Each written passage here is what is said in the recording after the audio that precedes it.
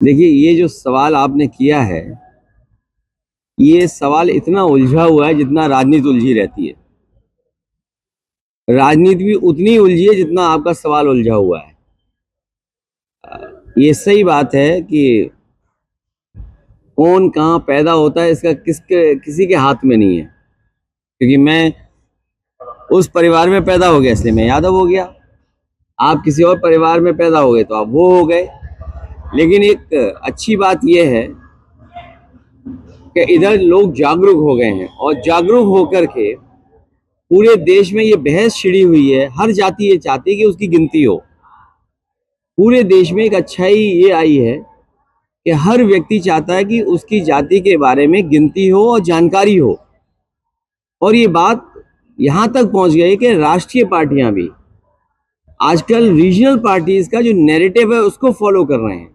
मुझे याद है लोकसभा में जिस समय नेताजी थे, शरद यादव जी थे, आदरणीय लालू प्रसाद यादव जी थे और दक्षिण भारत के बड़ी संख्या में नेता, रीजनल पार्टी के बड़ी संख्या में लीडर्स ये मांग कर रहे थे कि जाति जनगणना हो, जातियों को गिना जाए और गिन करके उनको अधिकार और सम्मान मिलना चाहिए।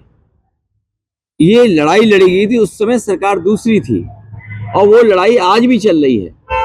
अब सोचिए, कांग्रेस भी कह रही है कि हम जाति जनगणना कराना चाहते हैं, बीजेपी भी दबी जुबान कहती है कि हम जाति जनगणना कराएंगे।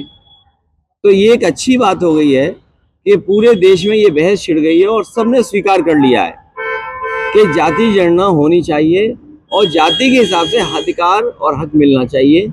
जो बाबा साहब भीमराव अम्बेडकर जी का संविधान है, जिसमें सामाजिक आर्थिक रूप से जो गैर बराबरी है उसको दूर कैसे किया जाए, उस दिशा में जो आरक्षण है उस पर काम हो। और उसमें कई दल तो ये भी मांग रहे हैं कि दक्षिण भारत में जिस तरह सीमा टूट गई है आरक्षण की, वो सीमा तोड़ी जाए यहाँ पर, क्योंकि हमारे जो साथ हैं यादव महासभा में तो हैं ही हैं, लेकिन ये हमारे पारिवारिक इनसे रिश्ते भी हैं।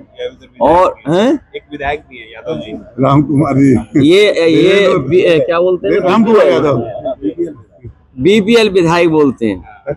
ये भी कांग्रेस के, ये भी कांग्रेस के और मैं समाजवादी पार्टी का हूँ। अरे उसी पे आ रहा हूँ, तुम जल्दी क्यों भाग रहे हो? तो मैंने ये कहा कि ये देश में सभी दल जो रीजनल पार्टी का नैरेटिव था उसको फॉलो कर रहे हैं।